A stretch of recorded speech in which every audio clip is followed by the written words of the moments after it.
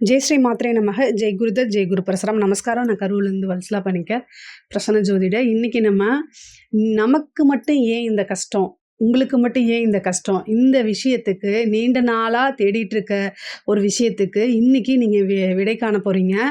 பொதுவாக ஒருத்தருக்கு கஷ்டம் வரலாம், அதுக்குன்னு கஷ்டம் மட்டுமே வாழ்க்கையில் இருக்கக்கூடாது. வாழ்க்கையில் கஷ்டங்கிறது ஒரு பார்ட்டாக இருக்கலாம், ஆனால் வாழ்க்கையே கஷ்டமாக மாறிடும். நிறைய பேருக்கு அது மாதிரி இருக்குது. பட் ஆனால் அந்த விஷயத்துலேருந்து மீண்டு வர முடியல அவங்கனால.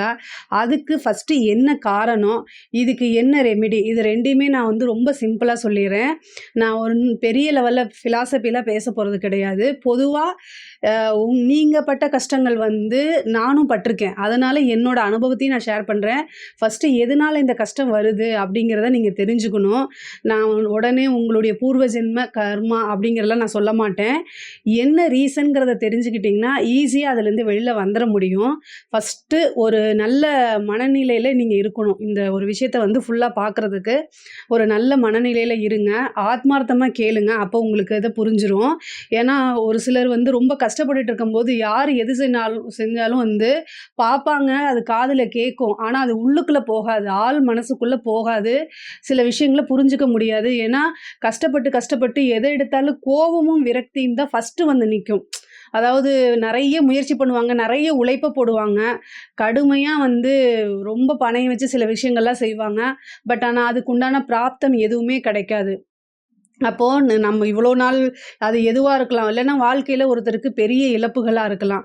ரொம்ப நாள் உழைச்சி சேர்த்து வச்சுருந்த ஒரு விஷயத்தை அப்படியே இழக்கிறது. இந்த மாதிரி ஒவ்வொருத்தருக்கும் ஒவ்வொரு விதமான கஷ்டங்கள் வாழ்க்கையில் இருக்குது, நான் இல்லைன்னு சொல்லலை. ஆனால் நீங்கள் நினச்சிக்காதீங்க, எல்லாருக்குமே அவரவர் வாழ்க்கைக்கு தகுந்த மாதிரி ஒரு கஷ்டங்கள் இருக்குது. அதுக்கு காரணம் பார்த்திங்கன்னா லக்னாதிபதி வலு இழந்து அஷ்டமாதிபதி உச்சமாக இருக்கிறது, 6ஆம் அதிபதி உச்சமாக இருக்கிறது, லக்னாதிபதி அஷ்டமத்தில் போய் உச்சமாக இருக்கிறது. இந்த மாதிரி கிரகங்கள்லாம் இருந்துச்சு அப்படின்னா கொஞ்சம் கஷ்டங்கள் இருக்கும். அது போக சனியும் செவ்வாயும் சேர்ந்திருந்தா, அதுக்கு குரு பார்வை இல்லாமல் இருந்துச்சு அப்படின்னா கட்டாயம் நிறைய உழைப்பை போடுவாங்க. வாழ்க்கையில் விரக்தி மட்டும்தான் உங்களுக்கு பெருசாக இருக்கும். அந்த மாதிரி அமைப்பை கொடுத்துரும். அல்லது சனி சந்திரன் சேர்ந்து இருக்கிறது, இல்லைன்னா சமசப்தம பார்வை, வளர்பிறை சந்திரன், அதாவது நீங்கள் பிறந்தது வளர்பிறை சந்திரனில், வளர்பிறையில் பிறந்து அந்த உங்களுடைய ராசிக்கு சனியோடைய பார்வை 7ஆம் இடத்துலேருந்து இருக்கும்போது அது ரொம்பவே ஒரு அன்லக்கியாக ஆக்கிடுது. இது நான் உங்களை கஷ்டப்படுத்தணுங்கிறதுக்காக சொல்லலை. இந்த கஷ்டத்துலேருந்து எப்படி மீண்டு நீங்கள் வரணும் அப்படிங்கிறதுக்காக தான் நான் அதை சொல்கிறேன். நல்ல ஒரு விஷயத்தை புரிஞ்சுக்கோங்க. வாழ்க்கையில் எல்லாத்துக்குமே கஷ்டங்கள் இருக்குது. உங்களுக்கு ₹1,00,000 தேவை அப்படின்னா இன்னொருத்தருக்கு ₹1,00,00,000 தேவை, அவ்வளோதான் வித்தியாசம். ஆனால் அவங்கக்கிட்ட நீங்கள் போய் நிறைய பேர் என்னென்னா, நான் மட்டும் ரொம்ப கஷ்டப்படுறேன், ஆனால் அவங்களாம் நல்லா இருக்காங்க, நான் மட்டும்தான் கஷ்டப்படுறேன், ஆனால் கெட்டது செய்கிறாங்க, அவங்களாம் நல்லா இருக்காங்க, ஊரை ஏமாத்துறாங்க, பொய் பேசுகிறாங்க, நேர்மையாக இல்லை, ஆனால் அவங்க எல்லாம் நல்லா நிம்மதியாக சந்தோஷமாக இருக்கிறாங்க அப்படின்னு நீங்கள் நினைக்கலாம். கண்டிப்பாக அவங்க போய் பார்த்தா தான் அவங்க எவ்வளோ பிரச்சனையாக ஹேண்டில் பண்ணிட்டு இருக்காங்கங்கிற விஷயம் தெரியும். பட் நீங்கள் மற்றவங்களோட எப்போவுமே கம்பேர் பண்ணவே கூடாது. நீங்கள் ஒரு தனித்துவமான நபர், அதை ஃபஸ்ட்டு நீங்கள் புரிஞ்சுக்கோங்க. நான் சொன்னேன்ல, இந்த மாதிரி கிரகச்சேர்க்கை இருக்குல்லையே, சனி செவ்வாய், சனி சந்திரன், அதே மாதிரி அஷ்டமாதிபதி வலுவாக இருக்கிறது, இந்த மாதிரி ஒரு அமைப்புகள்லாம் இருக்கும்போது நம்ம முன்னேறி போகும்போது அது நம்மளை வலுக்கும். அதாவது நம்ம ஒரு 10 ஸ்டெப்பு ஏறினா 20 ஸ்டெப்பு அப்படியே கீழே இறக்குற மாதிரி அமைப்புகளை கொடுத்துரும். இது எல்லாத்துக்கும் நீங்கள் என்ன செய்யணும் அப்படின்னா பரிகாரங்கள் இருக்குது. ஆனால் மனம் உவந்ததை செய்யணும். நீங்கள் ஒரே ஒரு விஷயம் ஞாபகம் வச்சுக்கோங்க, இந்த பிரச்சனையிலேருந்து எப்படி நம்ம எதை செஞ்சால், எந்த பரிகாரத்தை செஞ்சால் நமக்கு விடிவு காலம் வரும் அப்படின்னு நினைக்காதீங்க. இந்த விஷயத்தை நீங்கள் நல்லா புரிஞ்சுக்கிட்டு இதை ஏற்றுக்கணும். ஒரு விஷயத்தை கஷ்டப்படுறோமா, சரி ஓகே, வேறு ஆப்ஷன் இல்லை, நம்ம அந்த நிலைக்கு வந்துடலாம் நீங்கள் நினைக்கும் போது உங்களோட வாழ்க்கை அப்படியே தலைகீழாக மாறிடும். இதுக்கு மேலே என்னடா நடக்கிறதுக்கு இருக்குது அப்படிங்கிற அந்த துணிச்சலோடு வரணுங்க. இந்த மாதிரி ஒரு சில விஷயங்கள், அதாவது நிறைய பேருக்கு கஷ்டங்கள், அதாவது கஷ்டம் அப்படிங்கிறது ஒரு சிம்பிளான வேர்டாக சொல்லலாம். ஆனால் அந்த நிலையில் அந்த சூழ்நிலை இருக்கும்போது மட்டும்தான் அதாவது தலைவலியும் காய்ச்சலும் அவங்களுக்கு வந்தால் தான் அது தெரியும். அது இயல்பு தான், நான் இல்லைன்னு சொல்லலை. ஏன்னா எனக்கு கஷ்டம் வரப்போ தான் நான் அதை புரிஞ்சுக்கிறேன். புரியுதுங்களா? அதே மாதிரி உங்களோட கஷ்டம் உங்களுக்கு மட்டும்தான் தெரியும், மற்றவங்களுக்கு அது தெரியாது. ஏங்க இந்த கஷ்டத்துலேருந்து வாங்க, மோட்டிவேட் ஆகுங்க, நான் ஈஸியாக ஒரு லைனில் சொல்லலாம். ஆனால் நீங்கள் அதுக்கு ஸ்டெப்பு எடுக்காத வரைக்கும் எந்த விஷயத்தையும் மாற்ற முடியாது. அதுலேருந்து வர்றது ரொம்ப ரொம்ப கஷ்டம். நான் அதை இல்லைன்னு சொல்லலை. ஆனால் ஒரே ஒரு விஷயம், உங்களுக்கு மட்டும்தான் வாழ்க்கையில் பிரச்சனை அப்படின்னு மட்டும் நினைக்காதீங்க. இந்த உலகத்தில் இருக்க எல்லாத்துக்கும் அவரவருடைய சக்திக்கு அவரவருடைய வாழ்க்கை சூழ்நிலைக்கு ஏற்ற மாதிரி கஷ்டங்கள் இருக்கத்தான் செய்யுது. உங்களுக்கு காசு பணத்தில் கஷ்டம் அப்படின்னா இன்னொருத்தருக்கு ஹெல்த் ரீதியாக பிரச்சனை, இன்னொருத்தருக்கு ரிலேஷன்ஷிப் ரீதியாக பிரச்சனை. என்னடா அது காதல் தானே, அதை விட்டுட்டு போனால் இன்னொருத்தனை கல்யாணம் பண்ணிட்டு நம்ம போயிட்டே இருக்கலாம் அப்படின்னு நீங்கள் நினைப்பீங்க. ஆனால் மனிதனுடைய இயல்பு வந்து எவ்வளோ காசு பணம் இருந்தாலும் மனிதருடைய அன்புக்கு தான் மனிதருடைய மனது கட்டுப்படும் அப்படிங்கிற ஒரு விஷயம் இருக்குது. சரி, காசு பணமும் இருக்குது, நல்ல ரிலேஷன்ஷிப் இருக்குது அப்படின்னா உடல் ஆரோக்கியம் இருக்கணும்ல. இங்கேருந்து எந்திரிச்சே போக முடியல, திடீர்னு கேன்சர் வந்துடுது. எப்படி இருக்குது வந்து எதை அனுபவிப்பாங்க? நல்ல கணவன் மனைவி இருக்கிறாங்க அப்படின்னாலும் காசு பணம் இருக்குது அப்படின்னா அதை கூட அனுபவிக்க முடியாமல் பாதியிலே போய் சேர்றது. இந்த மாதிரி வந்து பார்த்திங்கன்னா எல்லாத்துக்கும் அவரவருடைய கஷ்டங்கள் வந்து கண்டிப்பாக வந்து ஒவ்வொரு சூழ்நிலையும் அவங்கவுங்களுடைய தகுதிக்கு தகுந்த மாதிரி மாறிக்கிட்டே இருக்கும். அதனால என்னென்னா, நீங்கள் ஃபஸ்ட்டு இதை பார்த்து பழகிக்கணும். நமக்கு இந்த கஷ்டம்தான், நமக்கு பண ரீதியாக தான் கஷ்டம், நமக்கு ரிலேஷன்ஷிப்பை மீறிய இந்த மாதிரி விஷயங்கள் தான் கஷ்டம், இதை மீண்டு வந்துட முடியும் அப்படிங்கிற ஒரு மோட்டிவேட் பண்ணிக்கோங்க. ஃபஸ்ட்டு நான் இந்த விஷயம் என்ன, இந்த உங்களுடைய கஷ்டத்துலேருந்து எப்படி இதை மீட்டு எடுக்கிறது அப்படின்னா தெய்வத்துடைய துணையைத்தான் நான் நம்ப சொல்லுவேன். அதாவது நீங்கள் மனிதர்கள் வந்து எப்போவுமே அவங்களுடைய சூழ்நிலைக்கு தகுந்த மாதிரி மாறுவாங்க. ஆனால் தெய்வம் ஒருபோதும் மாறவே மாறாது. உங்களுக்காக அது எப்பவுமே இருக்கும். நீங்க கையெடுத்து கும்பிட்டீங்கன்னா காப்பாற்ற வேண்டியது அதோடைய கடமை, எந்த எதிர்பார்ப்பும் இல்லாம. அதனால தான் அது பேரு தெய்வம். சரிங்களா? உங்களுக்கு என்ன இஷ்டமோ, உங்களுக்கு எந்த தெய்வம் வந்து ஆத்மார்த்தமா, அதாவது இந்த கஷ்டத்துக்கு இந்த கோயிலுக்கு போங்கன்னு சொல்லுவோம். உங்களுக்கு வந்து ஒரு நரசிம்மர் கோயிலுக்கு போக சொல்லலாம், ஒரு முருகன் கோயிலுக்கு போக சொல்லலாம், கணபதியை வழிபாடு பண்ண சொல்லலாம், அம்பாளை வழிபாடு பண்ண சொல்லலாம். ஆனால் பிரச்சனைக்காக நீங்கள் போகாதீங்க தயவு செய்து. ஏன்னா மனசு ஒரு தெய்வத்துக்கிட்ட நம்ம சரணாகதி அடைஞ்சிருப்போம், நமக்கும் அந்த தெய்வத்துக்கும் ரொம்ப கனெக்ஷன் இருக்கும். அந்த மாதிரி தெய்வத்தை மட்டும்தான் நீங்கள் கும்பிடணும். உங்களுக்கு அது முருகனாகவும் இருக்கலாம், அம்பாலாகவும் இருக்கலாம், என்ன வேணா இருக்கலாம். இப்போ என்னையே கேட்டிங்கன்னா அம்பாள் தான் நான் சொல்லுவேன். ஸோ அப்போ நீங்கள் என்ன செய்யணும் அப்படின்னா, உங்களுக்கு இப்போ அம்பாளுடைய இது பிடிச்சிருக்கு அப்படின்னா, தெய்வம் பிடிச்சிருக்கு, எந்த தெய்வமாக இருந்தாலும் சரி, அந்த தெய்வத்துடைய மந்திரத்தை நீங்கள் ஜெபிக்கணும். வேறு ஒன்றுமே கிடையாது. கஷ்டமாக இருக்கும்போது ஒன்றும் இல்லைங்க, எனக்கு ஒரு பெரிய கஷ்டமாக இருந்துச்சு, மீளாத ஒரு துயரம், நான் ரொம்ப டவுன் ஆகி போயிட்டேன். அந்த நேரத்தில் வந்து எனக்கும் கஷ்டங்கள் இருக்க தான் செய்யும். அந்த நேரத்தில் ஒன்றும் இல்லை, அம்பாளுடைய மந்திரம், அதாவது ஆத்மார்த்தமாக வந்து காளியோடைய மந்திரத்தை நான் ஜெபிக்கிறேன். ஓகேங்களா? அது வந்து அந்த மந்திரத்தை நீங்கள் ஜெபிக்கும்போது, அதாவது எந்த தெய்வத்துடைய மந்திரமாக இருந்தாலும் சரி, வேறு ஆப்ஷன் இல்லை அப்படிங்கும்போது வேறு வழியே இல்லை. விட்டால் வந்து நம்ம ஒரு சூசைட் பண்ணிக்கக்கூடிய அந்த ஸ்டேஜுக்கு நம்ம போகிறோம் அப்படின்னா, அதுலேருந்து நம்ம மீட்டெடுக்கிறதுக்கு யாருமே இல்லை அப்படின்னா நம்ம தெய்வத்தை தான் நம்பணும். காளியோடைய மந்திரத்தை நான் ஜெபிக்கும்போது என்னுடைய எதுவுமே, அதாவது தண்ணிலே மறந்து கண்ணில் இருந்து தண்ணி வந்துச்சு. அப்படி ஜெபிக்கும்போது வந்து பார்த்திங்கன்னா கண்ணிலேருந்து தண்ணி வருது. அப்படியே அழுகிறேன். அதாவது மந்திரம் சொல்ல சொல்ல அழுகிறேன். பொதுவாகவே மந்திரங்கள் ஜெபிக்கும்போது அழுகக்கூடாது. ஆனால் அந்த கஷ்டம் வந்து நம்மளை அழுக வைக்குது. அந்த அழுகும்போது வந்து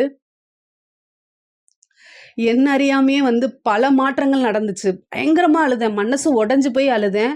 ஆனால் அழுதுட்டு அதுக்கப்புறம் போயிட்டு ஃபேஸ் வாஷ் பண்ணிவிட்டு உட்காந்தேன். நம்ம ஒரு மந்திரத்தை சொல்லும்போது அழுக வருது, நம்ம ஒரு தெய்வத்திட்ட போய் அழுகிறோம் அப்படின்னா தேம்பி தேம்பி அழுங்க, கதறி அழுகுங்க. ஆனால் யாருக்கும் தெரியாமல் நீங்கள் தெய்வத்திட்ட மட்டும் அழுகுங்க. அதுக்கப்புறம் அந்த அழுகையை தொடச்சிட்டு வரக்கூடிய தைரியம் இருக்குது பார்த்தீங்களா, அது வந்து எந்த கோடிக்கணக்கில் பணம் கொடுத்தா கூட அந்த தைரியம் உங்களுக்கு வராது. அந்த மாதிரி ஒரு தைரியம் வரும். ஆனால் ஆத்மார்த்தமும் உடஞ்சி அழுதுருங்க. ஆனால் அந்த அழுகைக்கு அப்புறம் வரக்கூடிய தைரியமும் நிதானமும் உங்களைய வாழ்க்கையை வேறு லெவலுக்கு கட்டாயம் கொண்டு போகும். ஆனால் இந்த விஷயத்த நீங்கள் ஆத்மார்த்தமாக நம்பணும், வேறு ஒன்றும் கிடையாது. அதே மாதிரி உங்களுக்கு தெய்வ நம்பிக்கை இல்லை அப்படின்னு வச்சுக்கோங்களேன், சரி ஓகே பரவாயில்ல. ஆனால் பாசிட்டிவாக நீங்களே உங்களை மோட்டிவேட் பண்ணிக்கணும். வேறு யாரும் அதுக்காக பிறக்கல. உங்களுடைய வாழ்க்கையை வெற்றி பாதைக்கு கொண்டு போகிறதுக்கு யார் பிறந்திருப்பாங்கன்னு நினைக்கிறீங்க? நீங்கள் இல்லாமல் வேறு யார் இருப்பாங்க சொல்லுங்கள்? அப்போது நீங்கள் தான் கட்டாயம் உங்களே பாசிட்டிவாக பண்ணிக்கணும். நீங்க மேனிஃபெஸ்டிங் அதில உங்களுக்கு நம்பிக்கை இருந்துச்சுன்னா அது பண்ணுங்க. பாசிட்டிவா நீங்க வந்து பண்ணுங்க. எல்லா விஷயத்தையும் ரைட்டிங்கில பண்ணுங்க. அது எப்படி அப்படின்னா, ஒரு ஒயிட் கலர் ஷீட் எடுத்துக்கணும். அந்த ஷீட்டில வந்து கிரீன் கலரில பென்னுங்க. இது வந்து பார்த்தீங்கன்னா, அவங்கவங்களுடைய ராசிக்கு தகுந்த மாரி மாறும். இல்ல உங்களுக்கு லக்கியான கலர்ஸ் கூட எழுதிக்கலாம். ஆனா ஒயிட் கலர் ஷீட்டு உங்களுக்கு வந்து ராசியான கலர் வந்து உங்களுக்கே அவங்கவங்களுக்கு தெரியும்னு நான் நினைக்கிறேன். ஒரு சிலருக்குலாம் வந்து ரெட் கலர் ராசியா இருக்கும். இப்ப மேச ராசி, விருச்சிக ராசிக்குலாம் ரெட் கலர் ராசி, எல்லோ கலர் ராசின்னு சொல்லுவாங்க. அந்த மாரி உங்களுக்கு என்ன ராசியோ, கிரீன் கலரோ அல்லது ரெட் கலரோ, எல்லோ கலரோ இந்த மாரி பேனால நீங்க எழுதுங்க. என்ன எழுதணும் அப்படின்னா, ஐ அம் லிவிங் ஹேப்பிலி அப்படின்னு எழுதுங்க. எந்த ஒரு வார்த்தையும் வந்து பார்த்தீங்கன்னா, பிரசன்ட் டென்ஸ்ல தான் இருக்கணும். அது வந்து நீங்க என்ன லாங்குவேஜ் வேணா எழுதிக்கலாம். தமிழ்ல எழுதலாம், மலையாளத்தில எழுதலாம், இங்கிலீஷ்ல எழுதலாம், சான்ஸ்கிரிட்ல எழுதலாம். என்ன லாங்குவேஜ் வேணா. அதுக்கு வந்து லாங்குவேஜுக்கு பிரச்சனையே கிடையாதுங்க.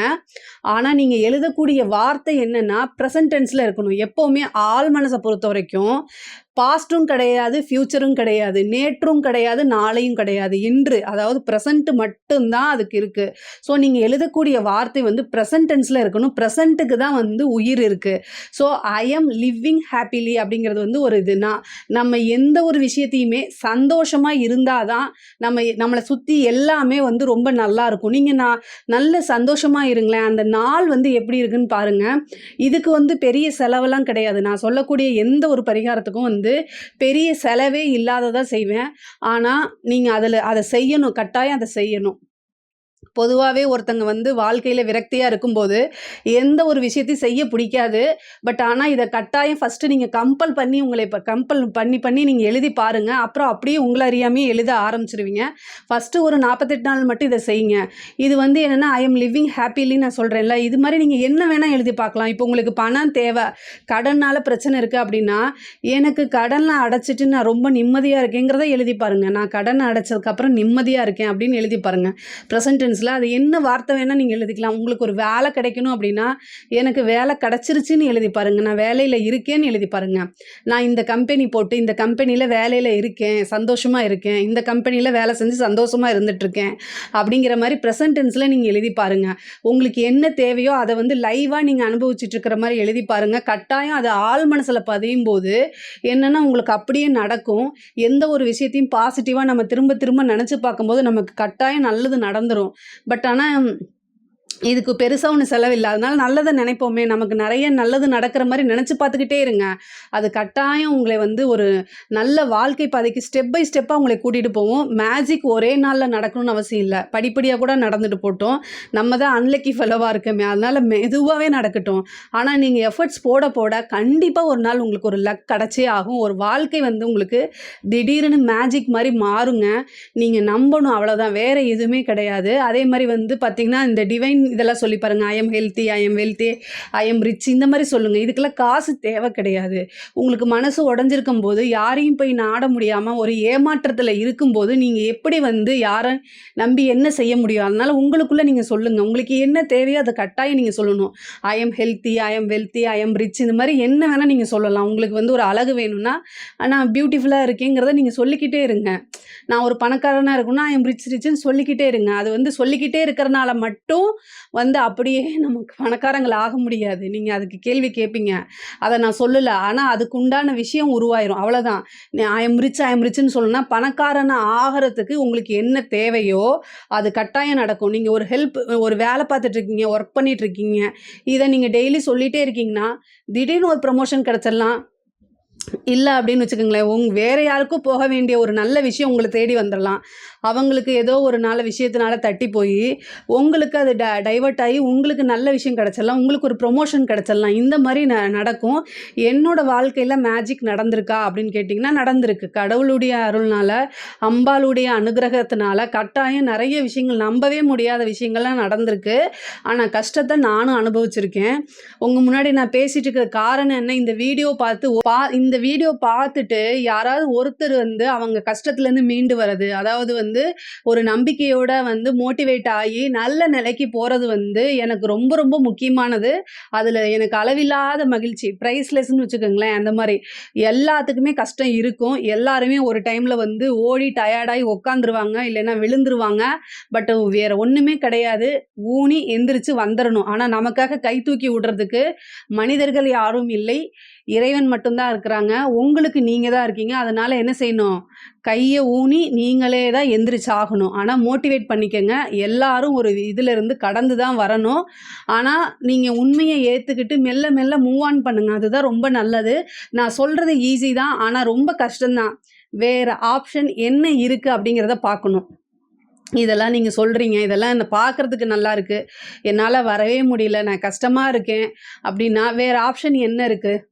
புரியுதுங்களா? அப்போ இல்ல அப்படின்னா, சாகறதுக்கு இந்த விஷயங்கள செஞ்சு பார்க்கலாம்ல. நெறைய பேர் வந்து என்கிட்ட வந்து ஜென்ஸும் சொல்றாங்க, லேடீஸும் சொல்றாங்க. என்னோட ஒய்ஃப் என்னை விட்டுட்டு போயிட்டாங்க. எனக்கு வாழ்க்கையே இல்ல. ஹஸ்பண்ட் என்னை விட்டுட்டு போயிட்டாங்க. வாழ்க்கையே இல்ல அப்படின்னு. நான் ஒரே ஒரு விஷயம், அதாவது குழந்தைங்களுக்காக வாழ்றது. அடுத்தது நீங்க என்ன பண்ணணும்? நீங்க ஏதாவது உங்களுக்கு புடிச்சத செய்யுங்க. உங்கள என்கேஜ்டா வச்சுக்கங்கன்னு தான் நான் நெறைய பேத்துக்கு அட்வைஸ் பண்ணுவேன். அட்வைஸ் அப்படிங்கிறத விட வந்து எல்லாருமே எல்லாத்துக்கும் வந்து வாழ்க்கையில வந்து பிளெஸ்டா இருக்க மாட்டாங்க. அந்த இதுக்கு நம்ம முயற்சி பண்ணும்போது ஆட்டோமேட்டிக்கா பிளெஸ்ஸிங் நம்மளை தேடி வந்துரும். அதத்தான் நான் சொல்ல வரேன். அதனால வந்து இந்த பாசிட்டிவா இருக்க விஷயங்கள நீங்க செய்யுங்க.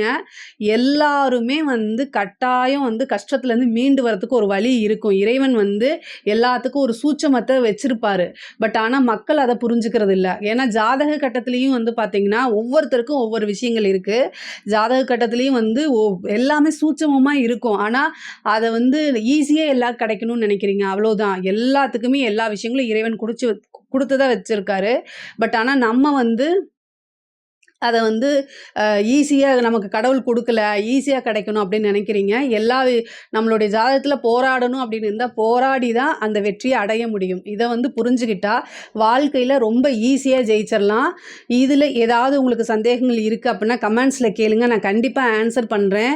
உங்களுடைய வாழ்க்கையில கஷ்டங்கள்ல இருந்து மீண்டு, நீங்க நல்ல நிலைக்கு வரதுக்காக அம்பால நான் கட்டாயம் வணங்கிக்கிறேன். நன்றி, வணக்கம்.